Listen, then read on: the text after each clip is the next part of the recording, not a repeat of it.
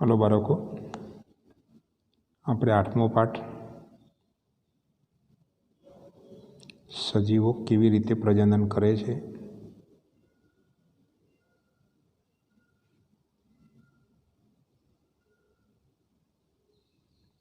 એની ચર્ચા કરીએ છીએ. બરાબર, 3 લેક્ચરની ચર્ચા પૂરી કરી છે.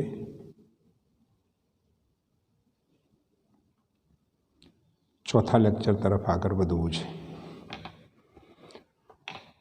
ત્રીજા લેક્ચરમાં આપણે લિંગી પ્રજનનની ચર્ચા કરતા હતા. એમાં સપુષ્પીય વનસ્પતિના પ્રજનન અંગોની ચર્ચા કરી, પરાગનયનના પ્રકારોની ચર્ચા કરી.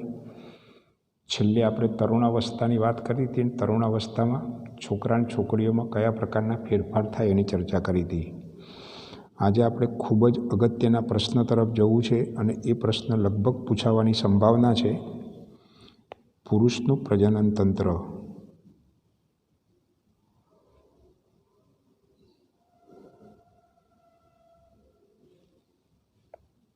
આકૃતિ દોરી વર્ણવો.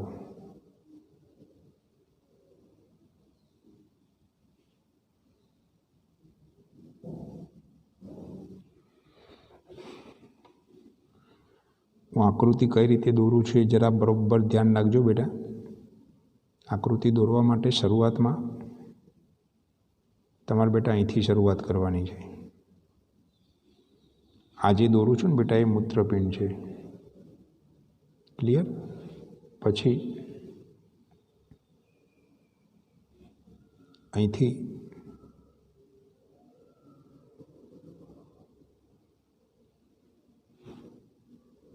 મૂત્રવાહિની દોરવાની છે.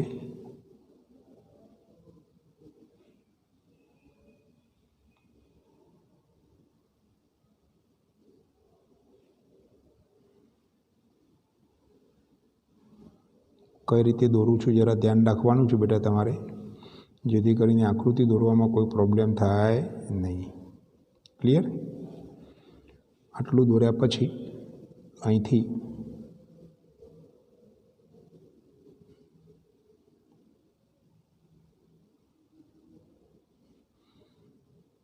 આ શીર્ષને દોરવાનું છે.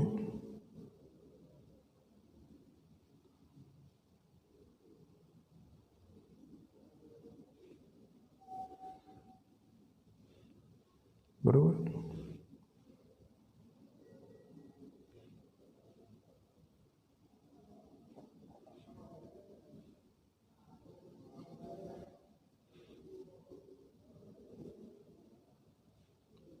આ જે છે ને બેટા એ અહીંથી જે દોરવાનું છે ને એ વૃષણ કોથળી દોરવાની છે.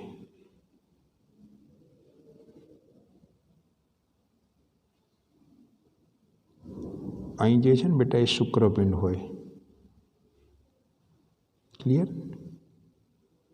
અહીંથી આમ કરી અને આમ અને અહીંથી આમ. આ છે ને બેટા એ શુક્રવાહિની છે.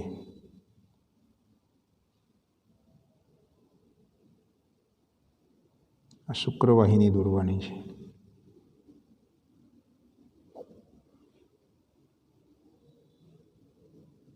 આ જે છે ને બેટા એ મૂત્રવાહિની છે.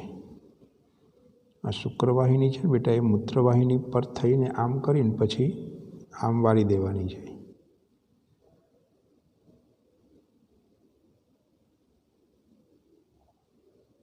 ક્લિયર? એને આમ વાળી દેવાની છે. એને આની સાથે જોડી પણ દેવાની છે. આમ જોડી દેવાની.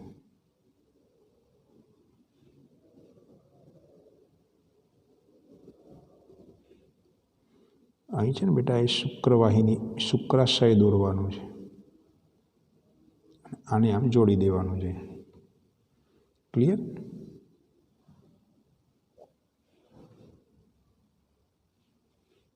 આટલી વાત દોરવાની છે.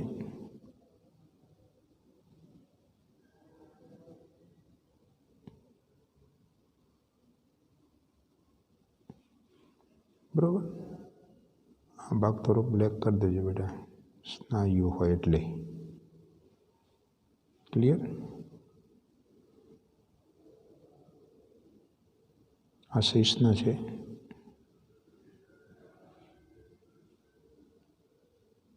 આ છે ને બેટા એ શુક્રપિંડ છે, બરાબર. હવે હું તમને બધાના નામ નિર્દેશન કરી દઉં. આ જે છે ને બેટા એ મૂત્રાશય છે. સોરી, અહીં આપણે પ્રોસ્ટેટ ગ્રંથિ દોરવાની બાકી રહી ગઈ છે બેટા. અહીં છે ને પ્રોસ્ટેટ ગ્રંથિ દોરવાની છે. આ મૂત્રાશય છે. અહીંથી માંડીને આટલે સુધીનો જે પોર્શન ખરો ને બેટા, અહીંથી માંડીને આટલે સુધીનો પોર્શન એ મૂત્ર માર્ગ કહેવાય. પછી અહીંથી જ્યારે આ નરી અહીં જોડાય ને બેટા, ત્યાર પછીનો આ જે માર્ગ છે ને એ માર્ગ મૂત્રજનન માર્ગ છે.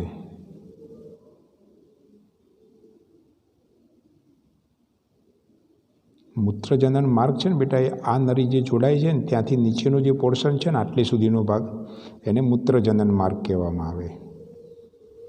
અહીં છે ને બેટા એક બલ્બોયુરેથલ ગ્રંથિ આવે, પણ એ થોડી વાર પછી. આ જે છે ને બેટા એને શિશ્ન કહેવાય.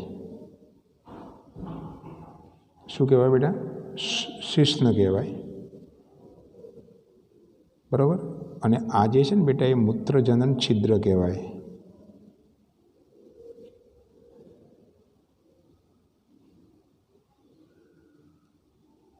આ જે છે ને બેટા એ વૃષણ કોથળી છે.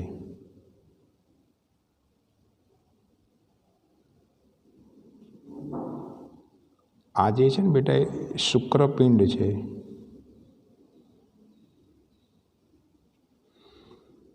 પછી અહીંથી માંડીને આ સુધીનો જે પોર્શન છે ને આ પોર્શન બેટા એ અધિવૃષણ નલિકા કહેવામાં આવે. હું તમને વિગતે સમજાવીશ, પછી તમે ચોપડીમાં બહુ ટૂંકમાં આપેલું છે, તૈયાર કરી દેજો. આ જે છે ને બેટા એ શુક્રવાહિની છે. આ એ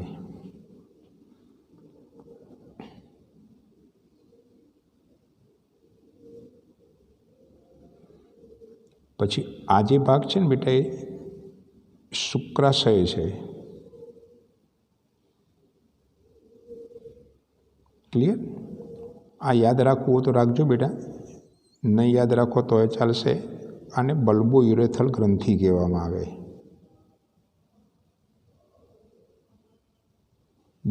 બલ્બોયુરેથલ ગ્રંથિ કહેવામાં આવે. ફરી એકવાર, આ છે બેટા એ મૂત્રાશય છે. અહીંથી મળીને આટલે સુધીનો ભાગ એને મૂત્ર માર્ગ કહેવાય. ત્યાર પછીનો જે માર્ગ છે એને મૂત્રજનન માર્ગ કહેવાય. આ શિશ્ન છે, આ મૂત્રજનન છિદ્ર છે. પછી આ જે કોથળી જેવું દેખાય છે બેટા એને વૃષણ કોથળી કહેવાય. વૃષણ કોથળીની અંદર શુક્રપિંડ હોય. પછી અહીંથી આ અધિવૃષણ નલિકા કહેવાય. ત્યાર પછીનો જે આ બહાર નીકળે એ ભાગ એને શુક્રવાહિની કહેવાય, બરાબર. અને આ શુક્રવાહિની સાથે શુક્રાશય પણ જોડાયેલો હોય, પ્રોસ્ટેટ ગ્રંથિ પણ જોડાયેલી હોય, બરાબર. આ બલ્બોયુરેથલ ગ્રંથિ યાદ રહે તો રાખજો, બરાબર. આટલી વાત છે ને બેટા એ પુરુષના પ્રજનન તંત્રની આકૃતિમાં છે. હવે બેટા આપણે શું કરવાનું કે પુરુષનું પ્રજનન તંત્રનું વર્ણન કરવાનું છે. તો પુરુષમાં પ્રજનન અંગ તરીકે એક જોડ મૂત્રપિંડ હોય, શુક્રપિંડ હોય. આ શુક્રપિંડ છે ને બેટા એ એક જોડ હોય. અહીં હું લખું છું એક જોડ શુક્રપિંડ હોય. એક જોડ એટલે 2 હોય. ક્લિયર? પછી શું હોય બેટા કે સહાયક પ્રજનન અંગ તરીકે શું હોય તો અધિવૃષણ નલિકા પણ હોય, શુક્રવાહિની પણ હોય અને શિશ્ન પણ હોય. અને સહાયક પ્રજનન ગ્રંથિ તરીકે શુક્રાશય. પછી આ જે છે ને બેટા એ રહી ગયું છે લખવાનું. આ જે 12 ગોળાકાર લખેલું છે ને બેટા એ જે છે ને એ પ્રોસ્ટેટ ગ્રંથિ છે. એ ખાસ લખવાનું બેટા, પ્રોસ્ટેટ ગ્રંથિ છે. શુક્રાશય, પ્રોસ્ટેટ ગ્રંથિ અને બલ્બોયુરેથલ ગ્રંથિ. આ યાદ રહે તો લખજો બેટા. બાકી શુક્રાશય અને પ્રોસ્ટેટ ગ્રંથિ તો લખવી જ પડશે. ફરીવાર, મુખ્ય પ્રજનન અંગ તરીકે એક જોડ શુક્રપિંડ. સહાયક પ્રજનન અંગો તરીકે વૃષણ કોથળી, અધિવૃષણ નલિકા, શુક્રવાહિની, બરાબર, અને શિશ્નનો સમાવેશ થાય.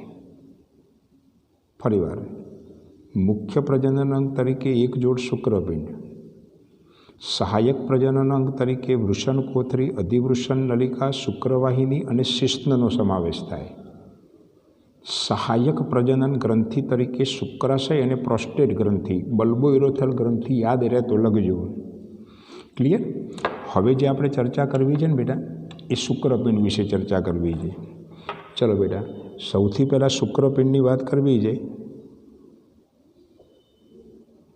તો શુક્રપિંડ છે ને બેટા, એ પુરુષમાં ઉદર ગુહામાં ની બહાર બે પગની વચ્ચે વૃષણ કોથળી નામની સ્નાયુમય કોથળીમાં રક્ષાયેલા હોય. ફરીવાર શું લખવાનું બેટા? કે પુરુષમાં ઉદર ગુહાની બહાર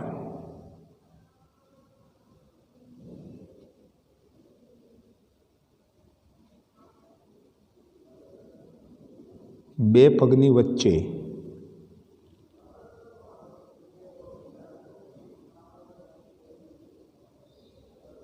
વૃષણ કોથળીમાં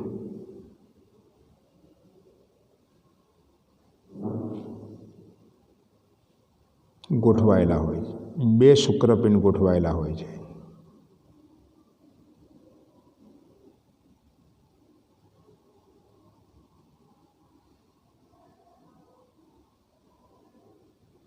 બીજી વાત, વૃષણ કોથળીનું તાપમાન છે ને બેટા, એ શરીરના તાપમાન કરતાં 2 થી 3 અંશ સેલ્સિયસ નીચું હોય. એની પાછળનું કારણ શું છે બેટા? કે વૃષણ કોથળીનું તાપમાન નીચું હોય ને એટલે શુક્રપિંડમાંથી શુક્રકોષો બહુ સરળતાથી ઉત્પન્ન થાય. શુક્રકોષ જનન કહેવાય એને. શુક્રકોષ જનનની ક્રિયા છે ને બેટા, એ સરળ બને. આપણે લખવાનું બેટા કે વૃષણ કોથળીનું તાપમાન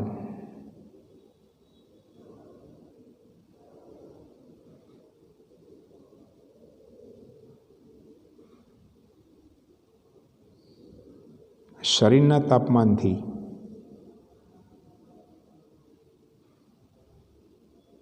2 થી 3 અંશ સેલ્સિયસ નીચું હોય.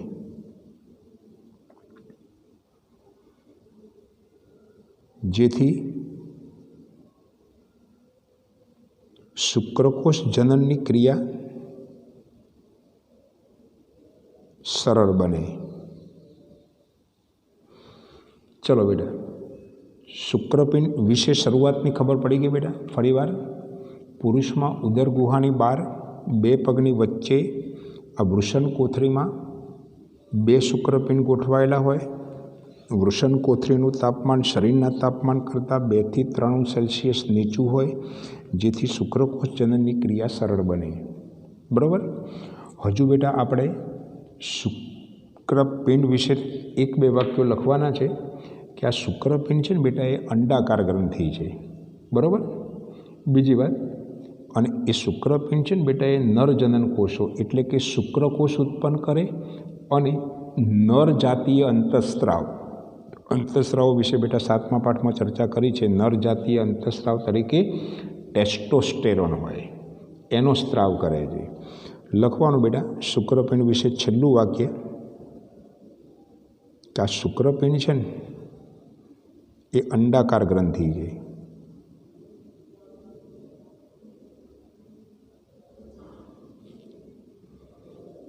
તે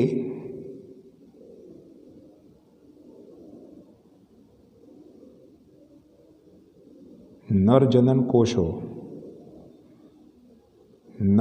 કોષો તરીકે શુક્રકોષો ઉત્પન્ન કરે છે.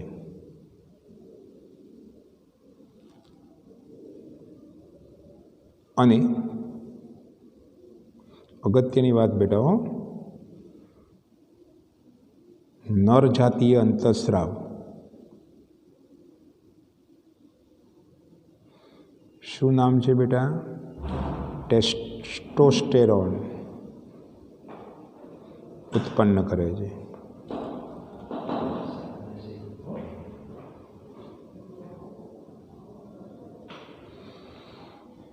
ફરીવાર, શુક્રપિંડ વિશે પહેલી અગત્યની વાત તો આ એક જ છે બેટા કે પુરુષમાં ઉદર ગુહાની બહાર બે પગની વચ્ચે વૃષણકોથળીમાં બે શુક્રપિંડ ગોઠવાયેલા હોય। વૃષણકોથળીનું તાપમાન શરીરના તાપમાનથી 2 થી 3 અંશ સેલ્સિયસ નીચું હોય, જેથી શુક્રકોષ જનનની ક્રિયા સરળ બને। શુક્રપિંડ અંડાકાર ગ્રંથિ છે, જે નરજનન કોષો ઉત્પન્ન કરે અને નરજાતીય અંતઃસ્રાવ ટેસ્ટોસ્ટેરોન ઉત્પન્ન કરે છે। ક્લિયર? હવે જરા આગળ વધવું છે બેટા કે અધિવૃષણ નલિકા।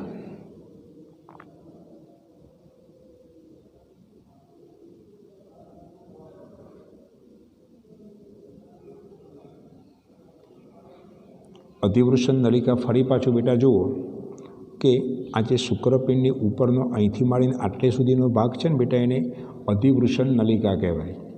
તો શુક્રપિંડમાંથી ઉત્પન્ન થયેલા જે શુક્રકોષો છે ને બેટા, એ આવી ગુંચરામય નલિકામાં વહન પામે। આ ગુંચરામય નલિકા હોય બેટા, એને અધિવૃષણ નલિકા કહેવાય।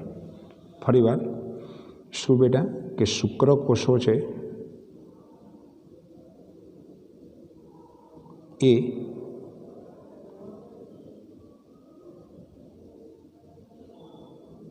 ગુંચરામય નલિકામાં વહન પામે।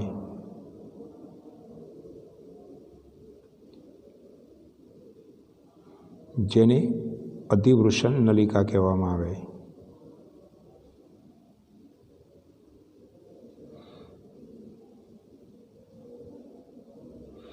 ચલો બેટા, અધિવૃષણ નલિકા પછી શુક્રવાહિની આવે।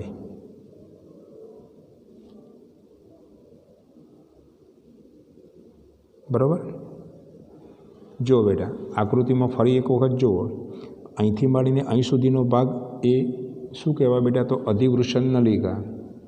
પછી શું થાય બેટા કે અધિવૃષણ નલિકામાંથી આ શુક્રકોષો છે ને, એક લાંબી નળીમાંથી પસાર થાય। આવી જે નળી છે ને બેટા, એને શુક્રવાહિની કહેવાય। ક્લિયર? તો આપણે આવું લખવાનું કે અધિવૃષણ નલિકામાંથી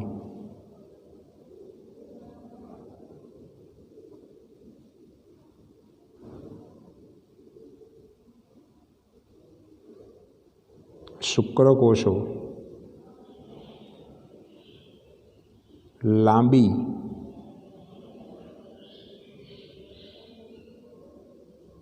સ્નાયુમય નળીમાંથી પસાર થાય।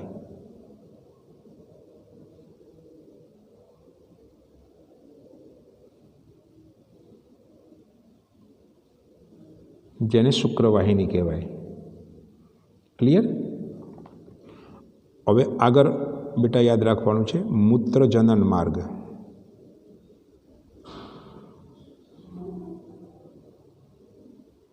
બરાબર?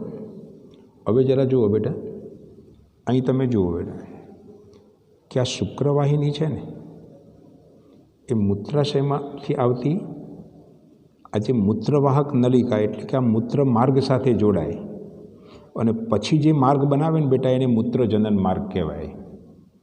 ફરીવાર, શુક્રવાહિની છે એ મૂત્રાશયમાંથી આવતા મૂત્ર માર્ગ સાથે જોડાઈ અને પછી મૂત્રજનન માર્ગ બનાવે છે। બરાબર? આકૃતિ બેટા જોશો ને એટલે બધી વસ્તુઓ તમને આવડી જશે। ફરીવાર શું યાદ રાખીશું બેટા કે શુક્રવાહિની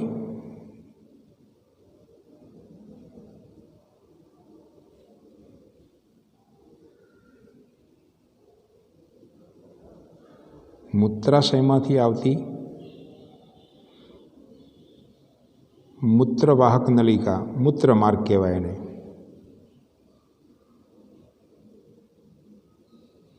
સાથે જોડાઈ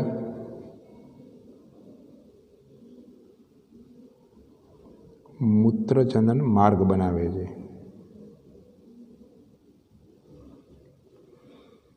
ચલો, વાત પતી ગઈ। હવે આપણે શિશ્નની વાત કરવાની। હવે શું થાય બેટા જુઓ કે આ શિશ્નના આકૃતિમાં જુઓ બેટા કે વૃષણકોથળીના આગળના ભાગે આવેલો હોય અને એક નળાકાર અંગ છે। હવે શું થાય બેટા ખબર છે કે મૂત્ર માર્ગ છે ને બેટા, એ શિશ્નમાંથી પસાર થાય અને આ જે મૂત્રજનન છિદ્ર એટલે કે જે આ નરજનન છિદ્ર છે ને, એના દ્વારા શરીરની બહાર ખુલે। ક્લિયર? ફરી એકવાર, શિશ્ન છે વૃષણકોથળીના આગળના ભાગમાં આવેલું છે પછી મૂત્રજનન માર્ગ છે ને બેટા એ શિશ્નમાંથી પસાર થઈ અને મૂત્રજનન છિદ્ર દ્વારા શરીરની બહાર ખુલે છે, બરાબર. એટલે આપણે શું લખીશું બેટા આના પછીનો મુદ્દો કે અહીં જરા જોજો બેટા, કોની વાત કરવાની છે તો શિશ્નની. તો લખવાનું જે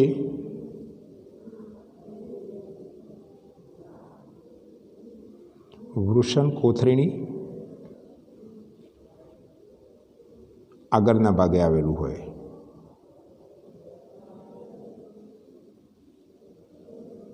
આવેલ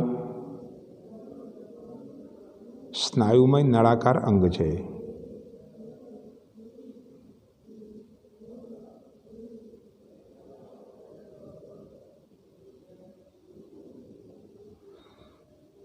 પછી લખવાનું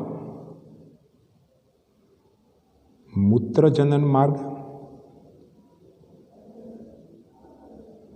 એ શિશ્નમાંથી પસાર થઈ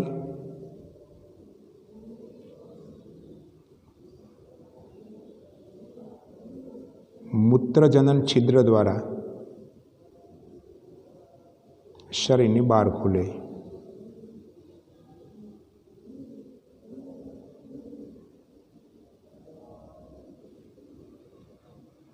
ક્લિયર. પછી બેટા આપણે કોની ચર્ચા કરીશું તો સહાયક પ્રજનન ગ્રંથિઓ.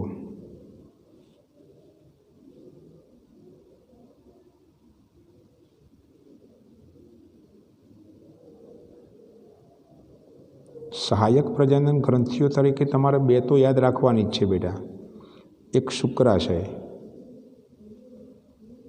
અને બીજો કયો બેટા તો પ્રોસ્ટેટ ગ્રંથિ.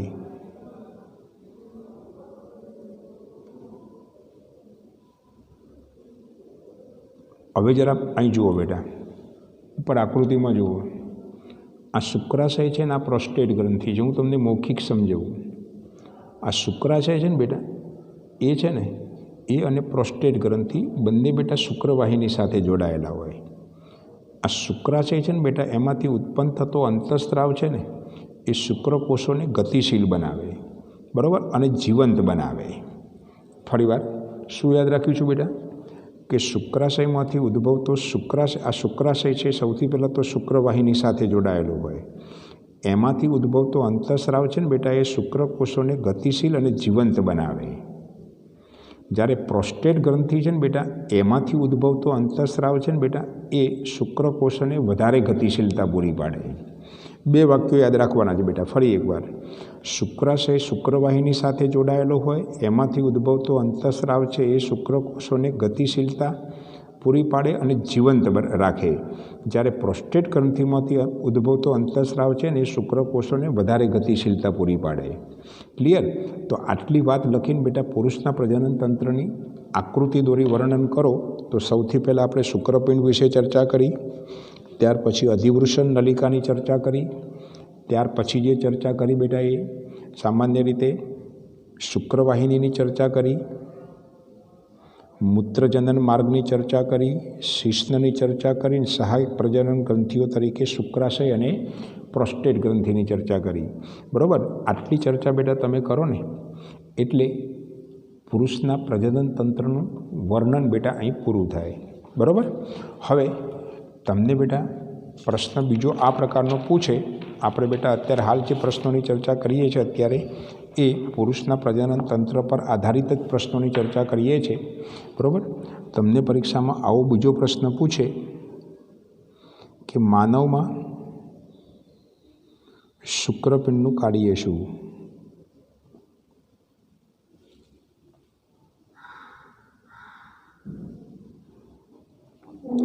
આપણે ચર્ચા કરી બેટા, માનવમાં શુક્રપિંડ છે ને બેટા એ શુક્રકોષો પણ ઉત્પન્ન કરે અને નર જાતીય અંતઃસ્રાવ ટેસ્ટોસ્ટેરોન ઉત્પન્ન કરે. બરાબર.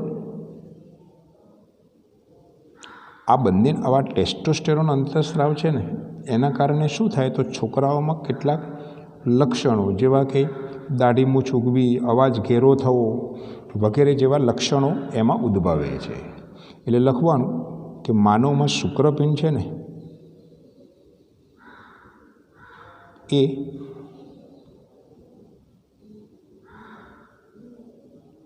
શુક્રકોષો અને ટેસ્ટોસ્ટેરોન અંતઃસ્રાવ મુક્ત કરે,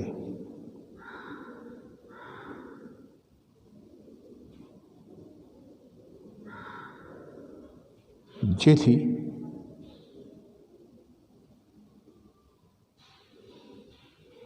છોકરાઓમાં કેટલાક લક્ષણો જેવા કે દાઢી મૂછ ઉગવી, અવાજ ઘેરો થવો,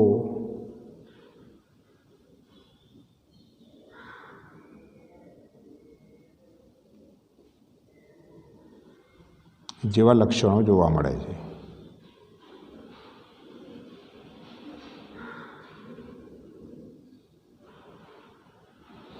ઓકે, તો માનવમાં શુક્રપિંડનું કાર્ય શું છે ખબર પડી ગઈ બેટા? હવે આપણે એના પરથી બીજો એક પ્રશ્ન, શુક્રાશય અને પ્રોસ્ટેટ ગ્રંથિની ભૂમિકા શું? શુક્રાશયની ભૂમિકા અને પ્રોસ્ટેટ ગ્રંથિની ભૂમિકા.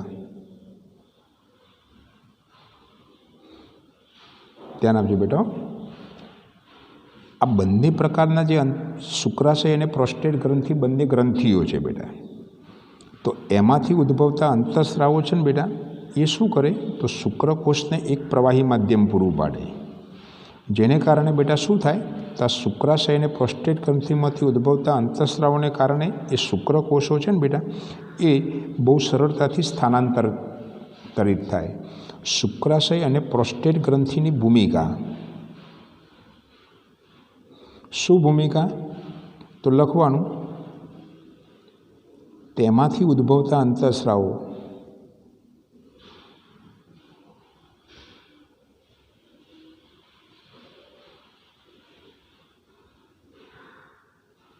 શુક્રકોષોને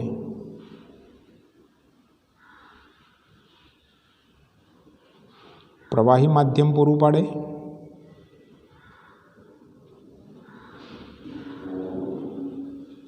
અને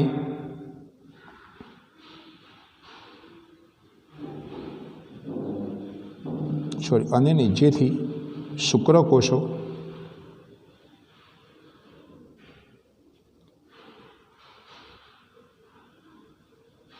સરળતાથી સ્થાનાંતરિત થાય.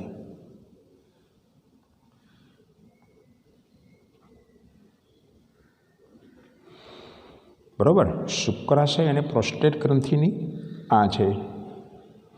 હવે તમને પરીક્ષામાં ખાલી માત્ર એક છેલ્લો પ્રશ્ન મનુષ્યના મૂત્રપિંડ પર આધારિત પૂછે કે શુક્રકોષો છે ને બેટા નિસૂક્ષ્મ સંરચનાની માહિતી આપો.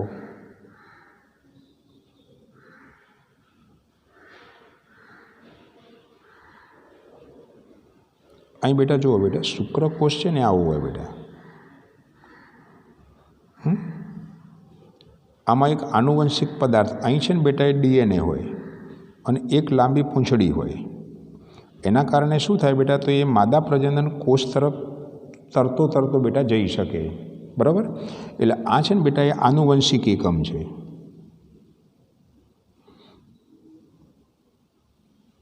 આનુવંશિક એકમ તરીકે તો બેટા DNA જ હોય અને આ એક પૂંછડી હોય. બરાબર, જેના કારણે શું થાય બેટા કે સરળતાથી આમ તરતો જઈ અને માદા પ્રજનન કોષ સુધી પહોંચી શકે.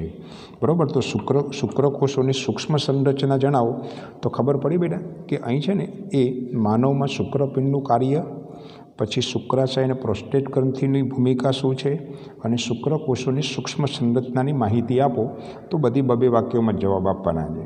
ક્લિયર? તો અહીં છે ને બેટા એ સમગ્ર શુક્રપિંડ શું કરે બેટા તો શુક્રકોષોને ટેસ્ટોસ્ટેરોન ઉત્પન્ન કરે, જેના કારણે છોકરાઓમાં કેટલાક લક્ષણો જેવા કે દાઢી મૂછ ઉગવી, અવાજ ઘેરો થવો, સ્નાયુબદ્ધ થાય વ્યક્તિ. બરાબર, આ પ્રકારના છોકરાઓમાં લક્ષણો જોવા મળે. શુક્રાશય અને પ્રોસ્ટેટ ગ્રંથિ શું કરે તો એમાંથી ઉદ્ભવતા જે અંતઃસ્રાવો છે એને શું કરે બેટા એ શુક્રકોષોમાં ઠાલવે, જેને કારણે શુક્રકોષોને પ્રવાહી માધ્યમ મળી રહે અને શુક્રકોષો સરળતાથી સ્થાનાંતરિત થઈ શકે. પછી શુક્રકોષોની સંરચના છે, એ સંરચનામાં શું હોય તો એક આનુવંશિક એકમ હોય ને એક પૂંછડી હોય, જેને કારણે એ સરળતાથી સ્થાનાંતરિત થઈ અને માદા પ્રજનન કોષ સુધી એટલે કે અંડકોષ સુધી એ પહોંચી શકે. ક્લિયર? તો આજે બેટા આપણે પુરુષના પ્રજનન અંગો વિશે જ ચર્ચા કરી છે. હવે પછીના લેક્ચરમાં આપણે બેટા સ્ત્રીના પ્રજનન અંગો વિશે ચર્ચા કરીશું. ઓકે બેટા? તો આટલી વ્યવસ્થિત તૈયારી કરજો. બાકીના પ્રશ્નોની ચર્ચા હવે પછીના લેક્ચરમાં કરીશું. ઓકે બેટા, બાય, આવજો.